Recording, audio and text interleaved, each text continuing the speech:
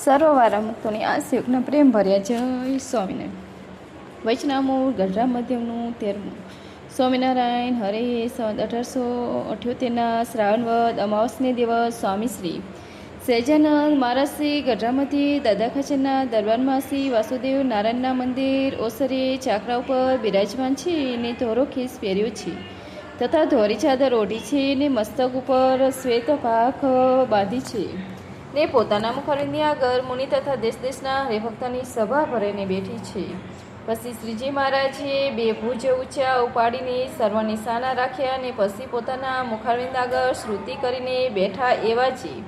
સંત તે પ્રત્યે શ્રીજી મહારાજ બોલતા હતા છે, હે સંતો, જે મોટેલા હો ને વાતમાં સમજતા હો તે આગળ બેસો ને આ એક વાત કરું છું તે સર્વ ચિત્ત દઈને સાંભળજો. અને આ જે મારે વાત કરવી છે તે કોઈ દંભે કરીને નથી કરવી તથા માને કરીને નથી કરવી તથા પોતાની મોટપ વધારવા સારું નથી કરવી. એ તો એમ જાણીએ છીએ જે આ સર્વ સંત તથા હરિભક્ત છે તેમાંથી જે વાત કોઈની સમજાઈ જાય તો તેનો જીવનું અતિ રૂડું થાય તે સારું કરવી છે.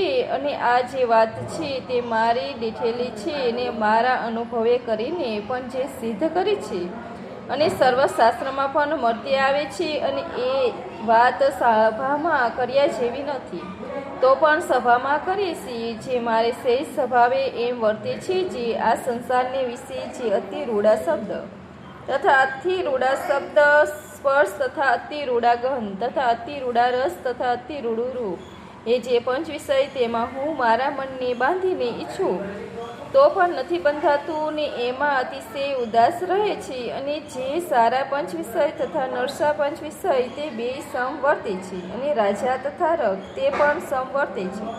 અને લોકોનું રાજ્ય કરવું તથા ઠીકરું લઈને માગી ખાવું તે પણ સમવર્તે છે. અને હાથને ખોદે બેસીને તથા પગ પારા ચાલવું તે પણ સમવર્તે છે. અને કોઈ ચંદન તથા પુષ્પ તથા સારા વસ્ત્ર તથા ઘરેના ચડાવે તથા ધૂળ નાખે એ બે સમવર્તે છે. અને કોઈને માની આપે તો કોઈનું અપમાન પણ કરે બે પણ સમવર્તે છે. તથા સોનું રૂપ હીરા તથા કચરો તે બે સમવર્તે છે. અને આ હરિભક્ત બહુ મોટા છે અને આ હરિભક્ત નાનો છે એમ નથી જણાતું. બધા હરિભક્ત સરખા જ જણાય છે. અને મારે અંતકરણને વિશે અતિ દ્રવ્ય વૈરાગ્ય વર્તે છે તેનો પણ ભાર નથી જણાતો. જેમ કોઈક માથે પણા ઉપાડ્યા હોય તથા રૂપિયાની સોના મોહર વાસી કેડીએ બાંધી હોય તેનો ભાર જણાય છે તેમ ભાર નથી જણાતો. અને મારે વિશે સધર્મ છે તેનો પણ ભાર નથી જણાતો તથા મારે વિશે જ્ઞાન છે તે હું બ્રહ્મ છું તેનો પણ ભાર નથી જણાતો. અને આ જે હું ઉપર થકી કોઈક પદાર્થને વખાણું છું ને કોઈ પદાર્થને હું વખાણું છું તે તો જાણીને કરું છું. અને જે પદાર્થને વિશે ઇન્દ્રિયો વૃત્તિને બળાત્કારે થોડું છે તે માંડ છે પદાર્થ સમ્મુખ રહે છે. જ્યારે ઢીલી મેલું છું ત્યારે તરત પાછી વળી જાય છે. જેમ આકાશને વિશે પથરા ફગાવીએ છીએ જ્યાં સુધી હાથને જોરે કરીને ઠેલાય ત્યાં સુધી જ આકાશને વિશે રહે છે.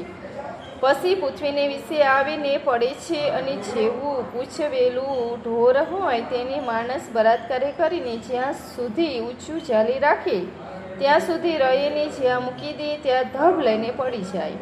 જેમ કોઈ પુરુષ સૂજે એટલો બર્યો હોય તે દાંતે કરીને આખી સોપારી ભાંગી નાખતો હોય ને તે પુરુષને 10-20 કાગદી લીંબુ ચૂસાવ્યા હોય પછી તે શેકેલો ચણા પણ માંડ ચાવે. તેમ વિષય સમૂહ બળાત્કારે વૃત્તિને જોડીને છીએ તો માંડ જોડાય છે. તો એમ મને વર્તે છે જેનું શું કારણ છે? તો મારી ઇન્દ્રિયોની જે વૃત્તિ છે તે પાછી વળીને સદા હૃદયની વિશે જ આકાશ છે તેને વર્તે છે. તે હૃદયની વિશે અતિશય તેજ દેખાય છે. જેમ ચોમાસાનો વિશે આકાશ વાદળા સાઈ રહ્યા હોય તે મારા હૃદયને વિશે એકલું તેજ વ્યાપી રહ્યું છે. અને તે તેજને વિશે એક ભગવાનની મૂર્તિ દેખાય છે. તે અતિ પ્રકાશમય છે અને તે મૂર્તિ ઘનશ્યામ છે. પોતાની અતિશય તેજ કરીને શ્યામ નથી જણાતી, અતિશય શ્વેત જણાય છે. અને એ મૂર્તિ દ્વિભુજ છે અને તે મૂર્તિને 2 ચરણ છે અને અતિશય મનોહર છે. અને 4 ભુજ ને 8 ભુજ જે સહજભૂત તે મૂર્તિને નથી. એ તો મૂર્તિ તો અતિ સૌમ્ય છે અને મનુષ્ય જેવી આકૃતિ છે ને કિશોરી છે. તે તો મૂર્તિ ક્યારેય તો એ તેજમાં ઊભી દેખાય છે ને ક્યારેક બેઠી જણાય છે અને ક્યારેક હસતી ફરતી જણાય છે. અને મૂર્તિની ચારે કોરે મૂર્તિના મંડળ ભરાઈ બેઠા છે. તે સર્વ મુક્ત છે. તે એક નજરે તે ભગવાનની મૂર્તિ સામું જોઈ રહ્યા છે. તે મૂર્તિને અમે પ્રગટ પ્રમાણ હમણાં જ પણ દેખીને છીએ અને સત્સંગમાં નહોતા આવ્યા ત્યારે પણ દેખીને માતાના ગર્ભમાં હતા તે દિવસે પણ દેખતા અને ગર્ભમાં આવ્યા મારે પણ દેખતા. અને અમો બોલીને છીએ તે પણ ત્યાં જ બેઠા થકા બોલી છીએ અને તમે પણ સર્વ ત્યાં જ બેઠા છો એ હું દેખું છું. પણ આ ગઢડું શહેર એ મારી ઓસરી એ કાંઈ દેખાતું નથી. અને જ્યારે એ સ્વરૂપ જેને જાણ્યામાં આવે તેની જેમ અમને કોઈ વિષય સંબંધ સુખમાં આસક્તિ નથી તેમ પુરુષને પણ ક્યાંય આસક્તિ રહે જ નહીં. અને તે સ્વરૂપને તો તમે પણ દેખશો પણ તમારા સમજ્યામાં પરિપૂર્ણ જણાતું નથી. અને જ્યારે એ વાત સમજવામાં આવશે ત્યારે પંચ વિષય કે કામ ક્રોધાધિક સ્વભાવ તે જીત્યાનો પ્રયાસ થશે નહીં. સેજે જીતાઈ જશે. અને એ જે એક રસ તેજ છે એને આત્મા કહીએ તથા બ્રહ્મ કહીએ એને અક્ષરધામ કહીએ. અને એ પ્રકાશને વિશે જે ભગવાનની મૂર્તિ છે તે આત્માને તત્વ કરે છે તથા પરબ્રહ્મ કહીએ તથા પુરુષોત્તમ કહીએ. તે જ ભગવાનની રામકૃષ્ણ રૂપ કરીને પોતાની ઈચ્છાએ જીવોના કલ્યાણને અર્થે યુગ યુગ વિશે પ્રગટ થાય છે. તે ભગવાન આ લોકને વિશે મનુષ્ય જેવા જણાય છે તો પણ મનુષ્ય જેવા નથી ને અક્ષરધામ પતિ જ છે. તે શ્રી કૃષ્ણ ભગવાને ગીતામાં કહ્યું છે. માટે શ્રી કૃષ્ણ ભગવાન મનુષ્ય જેવા જણાતા હતા તો પણ અક્ષરાતીત કેવલ્ય મૂર્તિ જ છે. અને ભગવાન છે મનુષ્ય દેહ ધરે છે તે ભગવાનની મૂર્તિનું જે ધ્યાન કરે ત્યારે તે ધ્યાન કરનારને મૂર્તિ તેજોમય એવી અક્ષરધામને વિશે કેવલ્ય સ્વરૂપ ભાસે છે. અને ધ્યાનના કરનારો જે જીવ તે માયાને તરે છે અને પરમ પદને પામે છે. માટે ભગવાન તો મનુષ્ય દેહ ધારણ કરે છે તો પણ કેવલ્ય રૂપ જ છે. અને તે ભગવાન જે જગ્યામાં બિરાજતા હોય તે જગ્યા પણ નિર્ગુણ છે. અને જે ભગવાનના વસ્ત્ર અલંકાર તથા વાહન તથા પરિચર્ચાના કરનારા સેવક તથા પાનખાનાદિક વસ્ત્ર અલંકાર તથા વહારા તથા પરિચર્ચાના કરનારા સેવક તથા ખાનપાનાદિક જે પદાર્થ ભગવાનની સંબંધી પામે છે એ સર્વ નિર્ગુણ છે. એવી રીતે જેને ભગવાનનું સ્વરૂપ જણાવવાનું તેને અમારી પેઠે છે. પંચ વિષય ક્યાંય પ્રીતિ રહેતી નથી. તે સ્વતંત્ર જણાય છે. અને અક્ષરાતીત જે પુરુષોત્તમ ભગવાન છે તે જ સર્વ અવતારનું કારણ છે. અને સર્વ અવતારના પુરુષોત્તમમાંથી પ્રગટ થાય છે અને પાછા પુરુષોત્તમને વિશે લીન થઈ જાય છે. જ્યારે ભગવાનની મૂર્તિ ધરીને પાછા અંતર્યાન થાય છે ત્યારે તે જ ભગવાનની મૂર્તિ તે ક્યારેય તો મનુષ્યની પેઠે આ પૃથ્વીને વિશે પડી રહી છે. ને જેમ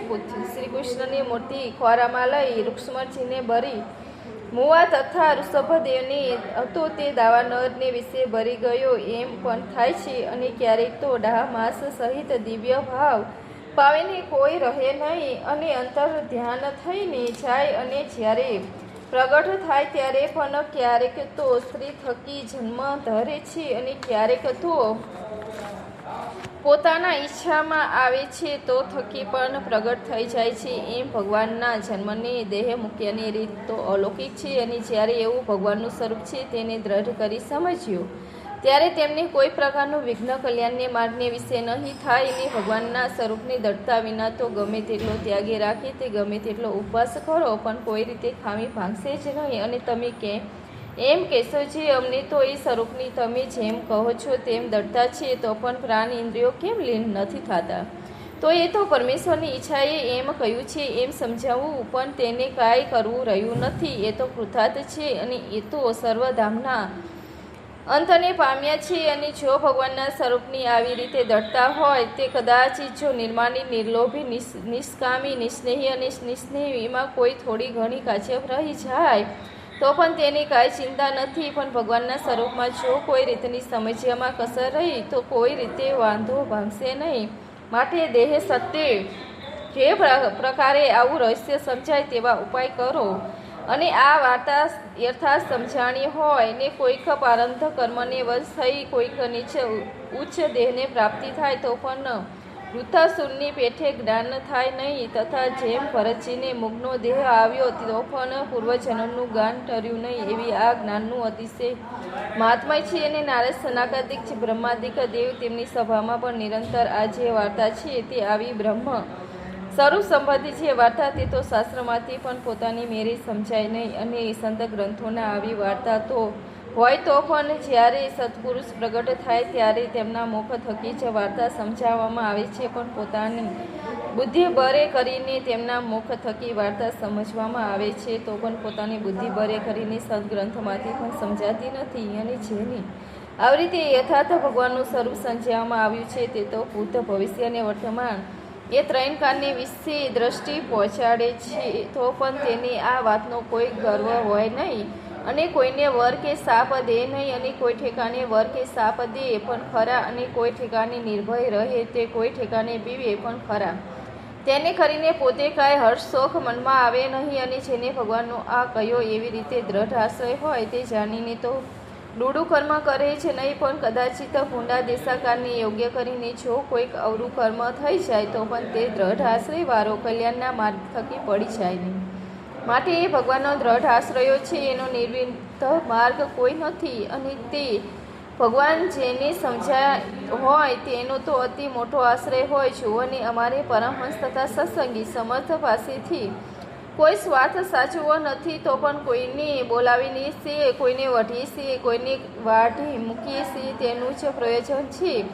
કોઈક રીતે આ વાત સમજાય તો બહુ સારું થાય. માટે આ વાત છે તે સર્વ દ્રઢ કરીને રાખજો. અને તેજની વિશે મૂર્તિ છે તે આ પ્રત્યક્ષ મારા છે એમ જાણજો. અને જો એમ ન જણાય તો એટલું તો જરૂર જાણજો, જે અક્ષર સ્વરૂપ જે તેજ છે તેની વિશે મૂર્તિ છે તેને મારા જ દેખે છે એમ જાણશો તો પણ તમારે મારે વિશે હેત રહેશે.